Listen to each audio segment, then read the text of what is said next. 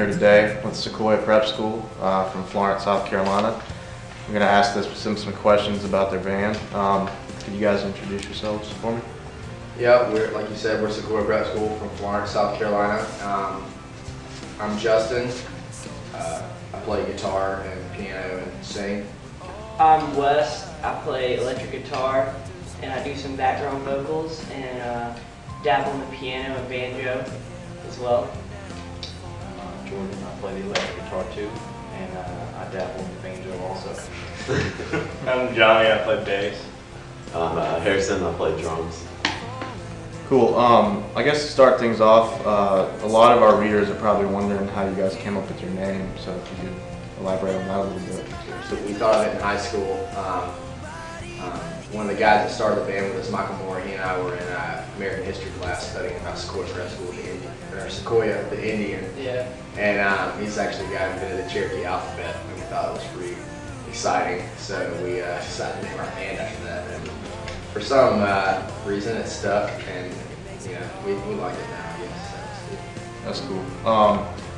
Your music seems to draw from a variety of different styles, from bands such as Something Corporate to Blues Traveler to even Hootie and the Blowfish. Who would you say are some of your major musical influences and why? I think for me, the biggest influence is probably probably a lot of like older blues, like Robert Johnson and things like that. I would say, like, as far as the band goes, a lot of 90s music, like when we come together, but as far as my musical influence, I think a lot of influence from the Beatles and other bands like that. I think Tom Petty, big influence. Halfway there. CCR. Yeah. Yeah. Any like Southern rock or like 90s pop, I think. We're Also, highly influenced by. I really Blink. really like the new My Morning Jacket City as well as the old one, things like that. Kings of Leon. Yeah, definitely. Where do you guys see yourselves 5 years from now, or even 10 years from now? Yeah, probably working at a gas station. Hopefully on the road, Yeah. somewhere in Hopefully still Oklahoma. playing music. Hopefully on the road, doing exactly what we're doing now, just on a bigger level. We have a lot of things we're interested in as far as other things in music, with helping other bands and starting like communities and things like that. And also just being able to enjoy a lifestyle in the music industry and support ourselves while we do it. Hopefully we'll be able to do that pretty steadily in the next 5 years. How has your band benefited from the digital revolution? If we were to elaborate, MySpace, iTunes, etc., do you guys think that you could have achieved your current level of success as quickly if you didn't have these resources, per se? I think that the technology has been a huge part of our success that we've experienced so far. Without MySpace, we would not be anywhere close to where we are. We use MySpace to book all our tours, promote our tours. I mean, that's how people hear our songs. It's kind of how we got our name out to begin with. Yeah. And also with things like iTunes, whenever we're not able to be touring, like our fans can still be buying our music off of iTunes. We can put the music on there, and not just iTunes, but other digital platforms. And so that helps us keep going financially, but it also it helps people be able to buy music in places that we can't tour right now. Yeah.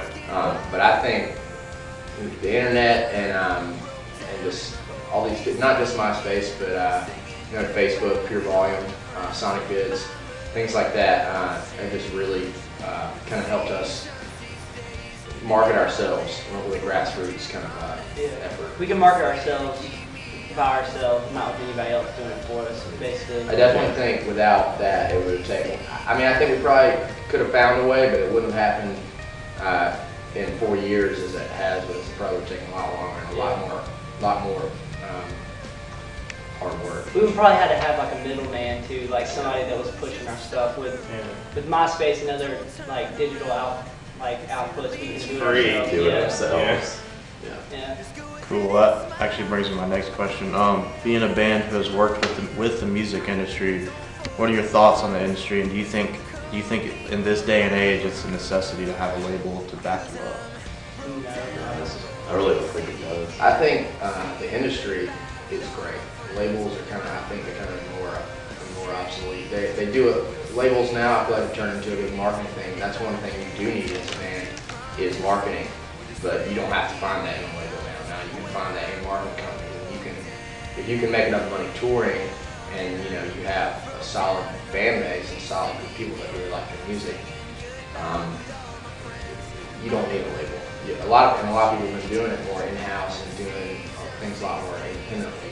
And I think that's great because that gives more people a chance to play the music they write and not have to depend on a few people's opinion to base their entire future as a musician on that. Yeah, and it matters about like the fans you have. Like if you can bring people out and you have people that support you and like your music, then you don't need the label to help you out financially or musically.